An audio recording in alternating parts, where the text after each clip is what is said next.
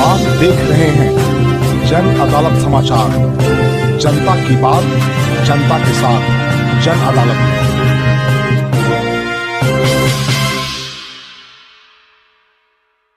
नमस्कार, जन अदालत में आपका स्वागत है। मैं बाबा शिवाजी। आज बात शहर गाजियाबाद की। बिहार से सटे उत्तर प्रदेश और दिल्ली से लगे, दिल्ली एनसीआर से लगे गाजियाबाद शहर चर्चा में बना हुआ, पिछले 27 अक्टूबर से लेकर आज तक चर्चा में बना हुआ है। और आपने अपने शहरों में या इर्द गिर्द झपटमार गिरोहों का आतंक देखा होगा कि कैसे वो झपट्टा मारते हैं और महिलाओं को खास करके, जिसको चैन स्नैचर बोला जाता है, स्नैचिंग करते हैं, जिसमें महिलाओं की जान चली जाती है और महिला गिर जाती है, उनको घायल कर देते हैं और छीन लेते हैं। छीन के पर्स हो या उनका कनवाली हो या गहना हो, वो छीन लेते हैं और छीन के झपट्टा मार के मोटरसाइकिल से भाग जाते हैं। अभी पूरे देश में चर्चा का विषय है कीर्ति सिंह का। हापुड़ जो गाजियाबाद से सटा जिला है, हापुड़ छोटा सा उसका पन्नापुरी एक मोहल्ला है, वहाँ के रहने वाले रविंद्र कुमार जो लोको पायलट हैं, उनकी बेटी कीर्ति सिंह झपटमार गिरोह का शिकार हो गई और बीटेक प्रथम वर्ष की छात्रा ने अपना जान दे दिया, उसकी जान चली गई। और मामला बताते हैं आपको कि मामला पन्नापुरी की कीर्ति गाजियाबाद के ABES कॉलेज में बीटेक प्रथम वर्ष की छात्रा थी और वो रोज़ अपने घर से हापुड़ से पन्नापुरी से गाजियाबाद पढ़ने के लिए जाती थी। उस शाम जब वो कॉलेज से लौट रही थी, उसके साथ उसकी दोस्त दीक्षा भी साथ में थी। जब वो लौट रही है, लौटने के क्रम में 2 लुटेरे, इसमें एक हिस्ट्री सीटर रहता है जितेंद्र उर्फ जीतू और एक बलवीर, जिस पर जितेंद्र पर लगभग 10 से 12 मुकदमा दर्ज है और उस पर गैंगस्टर एक्ट भी लगा हुआ है। उसने ऑटो में बैठी हुई कीर्ति सिंह के हाथ से मोबाइल को झपटना चाहा, छीनना चाहा और उस समय कीर्ति मोबाइल में कोई एप्लीकेशन चेक कर रही थी या कोई नोटिफिकेशन चेक कर रही थी, व्हाट्सएप चेक कर रही थी और उसी समय वो मोबाइल को कस के पकड़ लेती है। नतीजा होता है कि ऑटो से पैरेलल जो बाइक वाले हो चलाने लगते हैं, ऑटो वाला का को ध्यान नहीं रहता है और वो छीनने के क्रम में कीर्ति सिंह मोबाइल पकड़े रहती है और वो डासना रोड के पास जो झपटमार रहते हैं, उसने कीर्ति सिंह को हाथ पकड़ के बाहर खींच लेते हैं।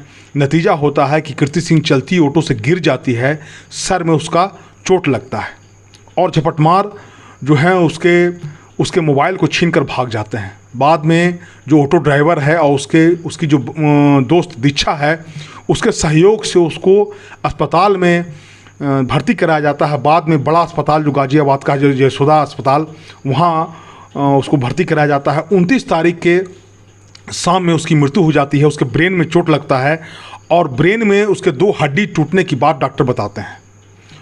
और ये मामला जब पुलिस के संज्ञान में कब आया, जब ये वहाँ लोकल वीडियो जब वायरल होने लगा, इस तरह की बात देख और वो वीडियो वायरल में लोग देखते हैं कि कैसे झपटमारों ने ऑटो से एक बच्ची को खींच लिया और बच्ची गिर जाती है, बच्ची गिर के घायल हो जाती है।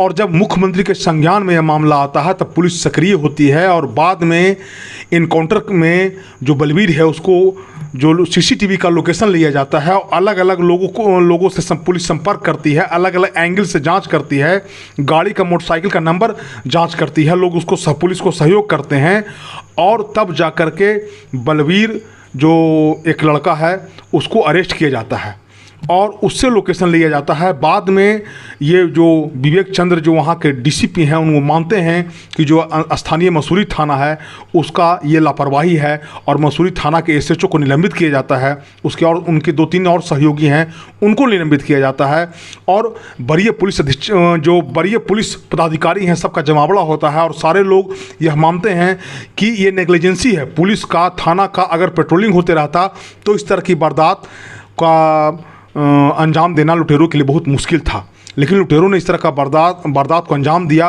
डासना फ्लाईओवर जो है मसूरी थाना क्षेत्र में और वो जो नेशनल हाईवे 9 के पास इस तरह की घटना होती है और सारे सबूत जुटाने के बाद पुलिस बलवीर को पकड़ती है और बलवीर से लोकेशन लेकर के और उसको खोजना शुरू करती है।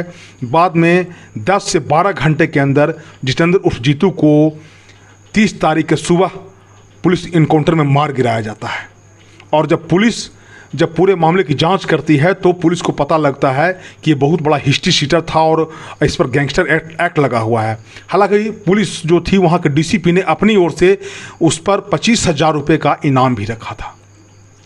उसके पिता ने जो रविंद्र कुमार थे वो बताया कि ये मेरी बेटी बहादुर थी और उन्होंने मुकाबला किया। ये बहुत काफ़ी सदमे में है और पुलिस काफ़ी दबाव में थी। जब पुलिस इस तरह का घटना जब वायरल होने लगा, पुलिस पर जब सवाल उठने लगा तो पुलिस दबाव में आ गई और बाद में उसने ये इस तरह का स्टेप उठाया और उसमें एक जो बलवीर था उसको पैर में गोली लगा है, उसको तो जेल भेज दिया गया है और एक को इनकाउंटर में मार गिराया गया है। पुलिस ने बताया कि इनकाउंटर हुआ, हम लोग को सूचना मिली और हम लोग घेरे उस पर।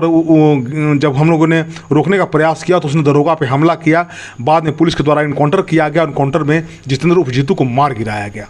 उसके पिता ने कहा कि हमारी बेटी को न्याय मिला है, लेकिन हम चाहते हैं कि वो उसको कठोर से कठोर, जो बलवीर है उसको कठोर से कठोर सज़ा मिले।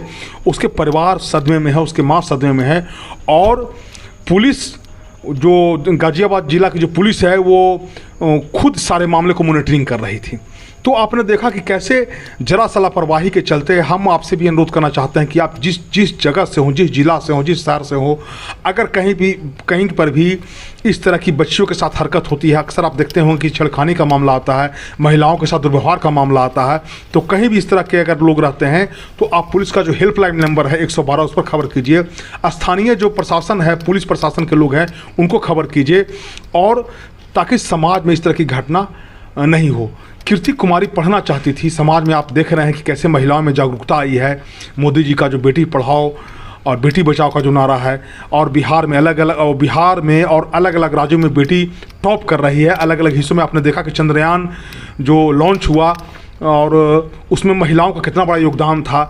ये बेटी भी इंजीनियर बनना चाहती थी कीर्ति सिंह और अपने पिता का नाम, अपने समाज का नाम रोशन करना चाहती थी। लुटेरों के हाथों से शिकार हो गई और असम में काल कलवित हो गई और उसका सपना अधूरा रह गया, उसका इंजीनियर बनने का सपना अधूरा रह गया। चूँकि ये सामाजिक मुद्दा था और हमको लगा कि आपके बीच आना चाहिए, ये इस मामला को हमको लेकर के आना चाहिए और हम सारे पुलिसकर्मियों को धन्यवाद देते हैं। और ऐसे लोगों का वही ठिकाना है और त्वरित न्याय ही है, त्वरित न्याय मिलना चाहिए। और हम खुद चाहते हैं कि जो बलवीर है उसको भी फांसी की सज़ा होनी चाहिए। हालांकि उसके पिताजी, उसके माताजी ने कहा कि हम पर विपत्ति का पहाड़ हमारे ऊपर टूटा है और हम न्याय की मांग करते हैं।